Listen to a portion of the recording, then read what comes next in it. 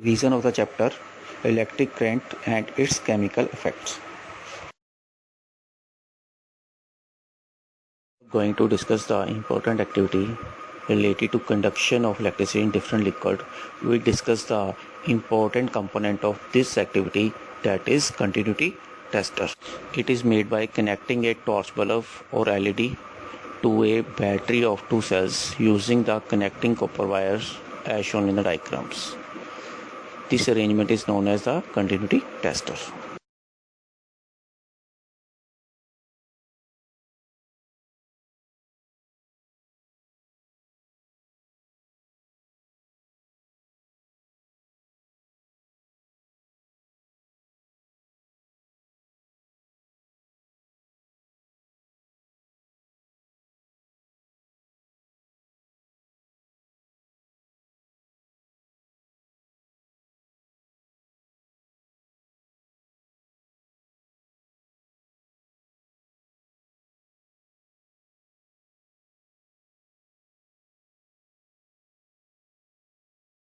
We use other liquids in place of the lime juice. We recorded observations and make the observation table as given below.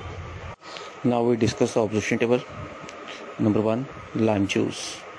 In case of lime juice, bulb is glow, so it is a good conductor. Number 2, tap water. In this case also bulb is glow, it is also a good conductor. Number 3, distilled water.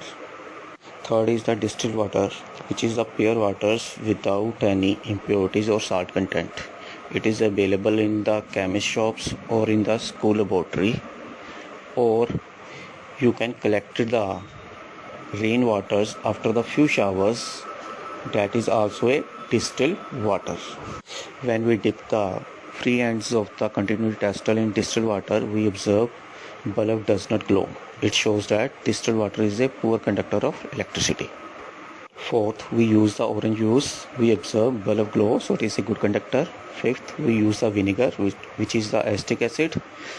In this case also bulb is glow, so it is a good conductor. Number 6, we use the vegetable oil. In this case we observe that bulb does not glow, so it is a bad conductor of electricity. Number 7, we use the glycerin, which is also available in the medicine shops. In this case also bulb does not glow, so it is also a poor conductor. Number 8, we using the hair oil. Bulb does not glow, so it is a poor conductor. Number 9, we using the tomato juice. We observe bulb is glow, so it is a good conductor of electricity. After these observations, we see that some liquids are the good conductors and many are the poor conductor of electricity. Now tap water is a good conductor of electricity. Therefore, we should never handle the electrical appliances with the wet hands. If anyone touch the electrical appliances with a wet hand, he or she may get the electric shock. We observe that oil is insulator, so it is used in the transformer as an insulator and as a coolant, which save the transformer from overheating and any internal sparking. We discuss a question related to the activity of conduction through the liquid. Question is, distinguish between the conductor and insulators on the basis of conduction through the liquid. So in the left side there is a conductor, in the right side there is a insulators. So number 1, first point of the conductors, these allow the current to pass easily. First point of the insulators, these do not allow current to pass easily. Number 2, these make the bulb of continuity testers glow. Number 2, of insulators, these do not make the bulb of continuity tester glow.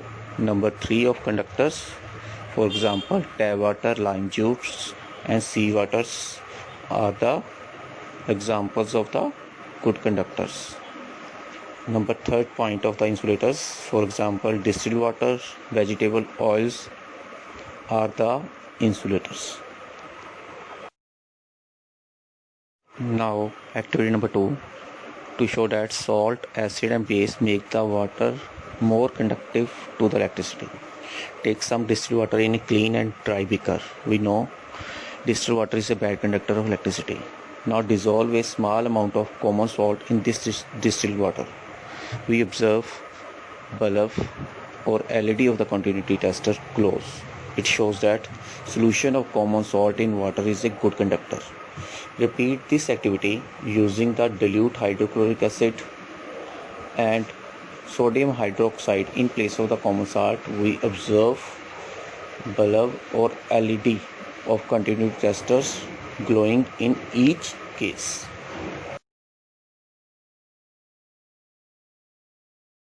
Reason for conduction in the salty water. Common salt consists of the positively charged sodium ion and negatively charged chlorine ion. The water not only breaks the sodium chloride into the sodium ion and chlorine ions, but also separate these ions. It is a movement of these ions within the solution that makes the distilled water conductive to the electricity. As shown in the diagram, that sodium ion is moving towards the negative electrode, that is cathode, and chlorine ion move towards the positive electrode, that is the anode. So movement of these ions within a solution makes a solution conductive to the electricity. So we realize that flow of electricity in liquid is due to the movement of ions in them. Now we discuss a question. Question is, why does the addition of salt or acid make the water more conductive? Answer, by adding salt and acid, the water has a more number of free mobile ions. The movement of these free mobile ions make the water more conductive. Electrolyte, a compound that conducts electricity in molten, that is the semi-liquid state, or aqueous state, that is salt dissolved in water and undergoes decompositions with passage of electric current, is called electrolyte. They are classified into the two forms. Number 1, strong electrolyte. Number 2, weak electrolyte. Now we differentiate between the strong and weak electrolyte in the tabular form. In the left side there is a strong electrolyte, in the right side there is a weak electrolyte. First point of a strong electrolyte, these ionize completely. First point of weak electrolyte, these ionize partially. Number 2, it has a large number of free mobile ions to conduct the electricity. Number 2 of the weak electrolyte, it has a small number of free mobile ions to conduct the electricity. Number 3, for example, sodium chloride solution, sulfuric acid solution, seawater, nitric acid, copper sulfates are the strong electrolyte. Number 3 of the weak electrolyte, for example, tap water, acetic acid, oxalic acid, carbonic acid, ammonium hydroxide and citric acids are the weak electrolyte. Question, how can you identify that given solution is strong electrolyte or weak electrolyte without using any chemical? Answer, dip free ends of the continuity tester in a given solution. If light of the bulb is bright, then given solution is strong electrolyte, otherwise it is a weak electrolyte. Conversion of the chemical energy into the electric energy. Voltaic cell first cell converts the chemical energy into the electrical energy. It was invented by the Alessandro Volta in 1790. In the construction of voltaic cell, it consists of the zinc rod and copper rod dipped in the dilute sulfuric acid. These two rods are connected to bulb as shown in the diagram. Then a chemical reaction taking place in the cell and it converts chemical energy into the electrical energy and we observe bulb glow.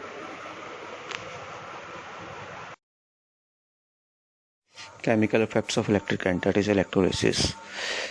After the inventions of the voltaic cells, scientists realized that chemical changes in a liquid can produce the electric current. They think that can an electric current passing through a liquid can cause a chemical change. For this, Michael Faraday performed a number of experiments on the passage of electricity through the liquid in 1834. He concluded that the chemical changes taking place inside the solution when electric current passing through the ionic solution. This is called chemical effects of electric current or electrolysis.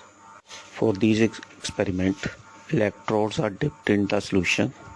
Electrode which is connected to the positive terminal of battery is called the anode, and the electrode which is connected to the negative terminal of battery is called the cathode, and solution used in this experiment is called electrolyte.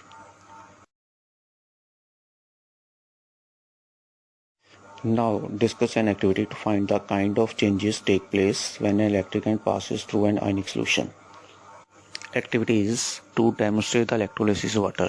For this activity, take a beaker of the tap water and two pencils with the both ends sharp. Connect a battery across the exposed tips of the both pencils and other ends of the exposed tips of the pencil dipped in the water as shown in the diagram. Tip of pencil should not touch the bottom of the beaker. Pass current for the 3 and 4 minutes. We see the oxygen bubbles are formed on the anode and hydrogen gas bubbles are formed on the cathode. It was observed by the British chemist William Nicholson.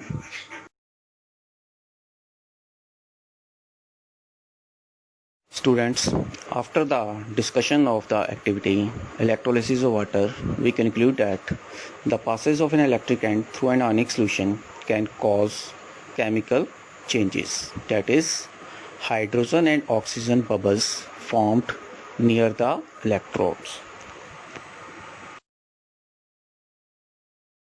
Now we are going to discuss factors on which chemical reactions taking place in the solution depends. Number 1, nature of the electrodes, that is, it depends upon the material used as a electrode. Number 2, nature and concentration of the solution, that is, it depends upon the type of solution and the amount of salt dissolved in the solution. Some of the prominent effects of the chemical reactions taking place at the electrodes and within the solution are: number 1, metal may get deposited at the electrode surface, that is electroplating, which we will study in the next coming slides. Number 2, gases bubbles may form near the electrodes. This effect we already studied in the electrolysis of water. Number 3, change of the color of solution may occur. It means if the original color of the solution is blue, it may change into a green or any other color. Students, now we discuss the applications of electrolysis. The chemical effects of the current have some important scientific and industrial application. We now enlist some of these applications. Number 1, extraction of the metal from ores.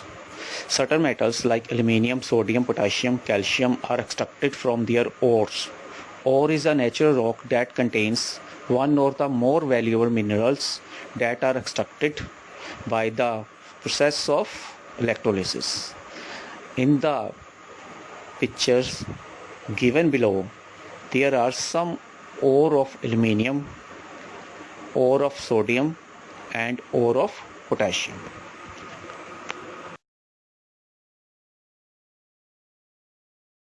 Number 2, electrorefining of metals. It is a process of obtaining pure metal from the impure one. In the electrorefining of copper, pure copper ore is taken as a cathode, impure copper ore is taken as the anode, and copper sulfate solution is taken as the electrolyte. When electric current passes through the solution, then the copper sulfate is dissociated into the copper ion and sulfate ion. Then copper ion is moving towards the cathode and it deposits as a copper atom at the cathode, and sulfate ion is moving towards the anode. It withdraws a copper ion from the impure copper ore and dissolve into the solution. From these solutions, this copper is transferred to the pure copper ore. In this way, copper is transferred from the impure copper ore to the pure copper ore.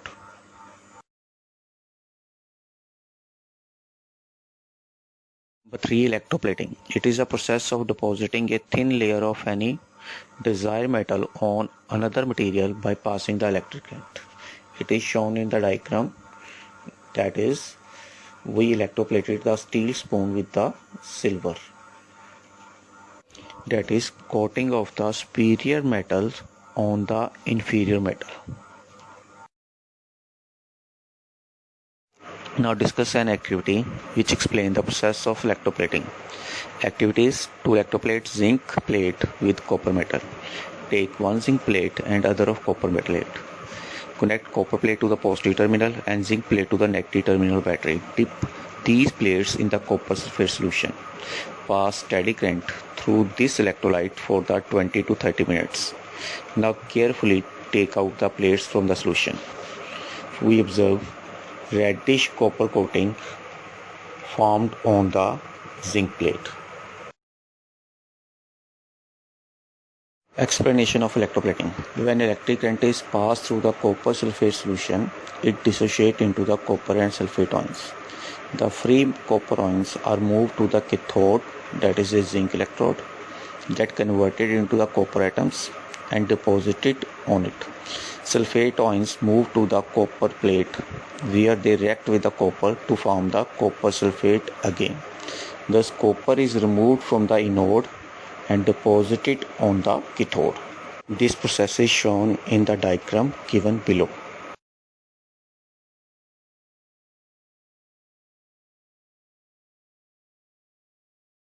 In the process of electroplating, some conditions that help in getting a smooth and firm deposit during the electroplating. Number 1.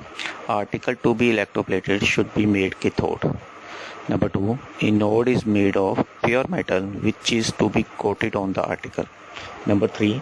Suitable salt solution of anode metal is taken as the electrolyte. In the diagram given below, we are electroplated the iron scissor with the nickel. So we take the iron scissor as a cathode, that is, it is connected to the negative terminal battery, and the nickel metal is taken as the anode, that is connected to the positive terminal battery, and nickel sulfate used as the electrolyte. Practical applications of electroplating. It is widely used in the industry for coating metal objects with a thin layer of different metals. We list below some practical reasons for which object articles are electroplated. Number 1. To improve the appearance. Handles of the bicycle, bath taps are made shining by electroplating them with chromium or nickel to make them look more attractive. A protective coating. Chromium plating on egg bar taps, car bumpers, tower rails, gas burner avoids corrosions and effects of wear and tear and scratches. It also helps to increase the strength of the base metal. Base metal is the article on which electroplating is done. For example, on the iron, we are electroplated the chromium.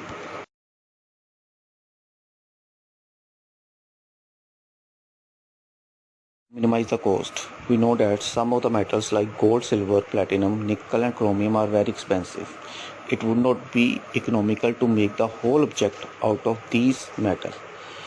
A thin coating of costly metals is deposited over the less expensive metal like iron or steel.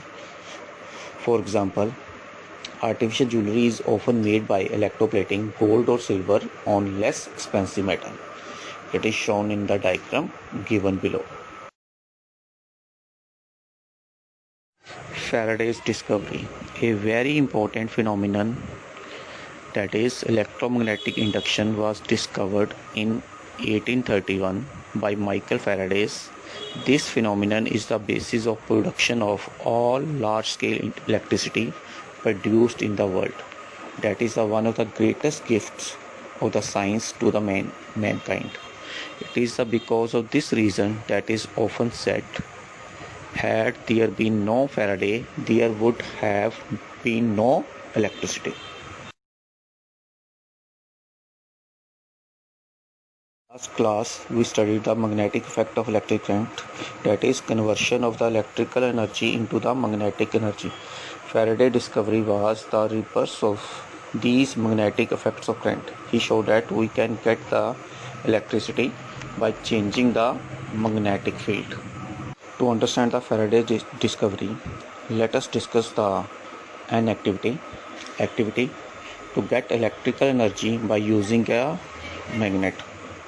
Take a hollow cylindrical pipe of iron and wind a large number of turns of insulated copper wire on it. Clean the two ends of the wire and attach a torch bulb to it, as shown in the diagram below. Now take a strong bar magnet and move it rapidly towards and away from the center of pipe. We observe that bulb glows for a while and stop glowing as soon as the magnet is stopped. To explain the experiment, we connect the galvanometer in place of the bulb to the two ends of the coil. As shown in the diagram, galvanometer is a device which can detect the small amount of current flowing through the circuit.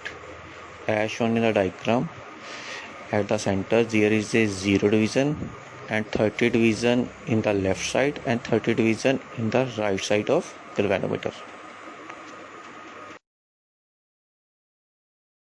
Explanations. Each magnet has a magnetic lines of force. When a magnet is moving towards the coil, magnetic lines of force crossing the coil is continuously increases. It means magnetic field linked with the coil is changed with time. Whenever magnetic field linked with the coil is changed, it produces the electric current in the coil. To understand this, consider the following diagram in the figure number 1. When the magnet is moving towards the coil, we observe the number of magnetic field line cutting the coil is 1. When this magnet reaches closest to the coil, number of magnetic line cutting the coil is 5. That is, magnetic field linked with the coil is continuously increased and it produces the electric current in the coil. In the same way, when the magnet is moving away from the coil, then the magnetic field lines linked with the coil is continuously decreasing.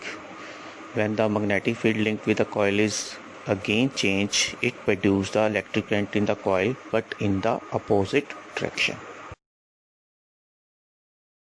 Based on the experiment of electromagnetic induction, we can now define the electromagnetic induction. The phenomenon in which the electric current can be generated by a changing magnetic field linked with the coil is known as electromagnetic induction. Series of experiments carried out by Faraday and Henry. Their experimental observation can be summed up as follows. Number 1. Whenever there is a relative motion between a magnet and coil, a current is produced in a coil. It means current is produced in a coil when magnet or coil are in motion with respect to each other. Number 2. The flow of current stops as soon as the magnet and the coil are at rest with respect to each other. Number 3. Faster is the relative motion between magnet and the coil, more is the current produced in the coil. It means if the magnet is moving with high speed with respect to the coil, then large current is produced in the coil. Number 4. The direction of current is reversed if the direction of the motion of magnet is away from the coil.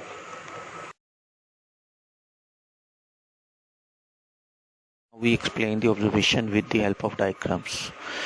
First diagram, when the magnet is moving towards the coil, we observe needle of the galvanometer is deflected towards the right.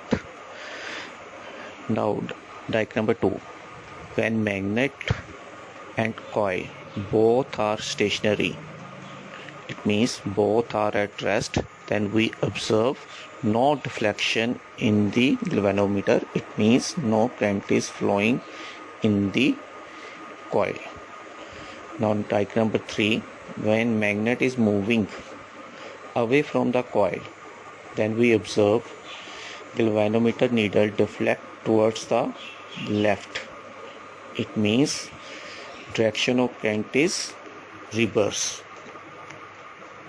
In the diagram 4, When magnet is stationary and coil is moving towards the magnet, we observe galvanometer is deflected towards the right. It means when coil or magnet are moving with respect to each other, it produces the electric current in the coil. Now discuss a question related to the electromagnetic induction. Question: name any two devices whose working are based on the principle of electromagnetic induction. Answer: generator and transformer. Thank you, students.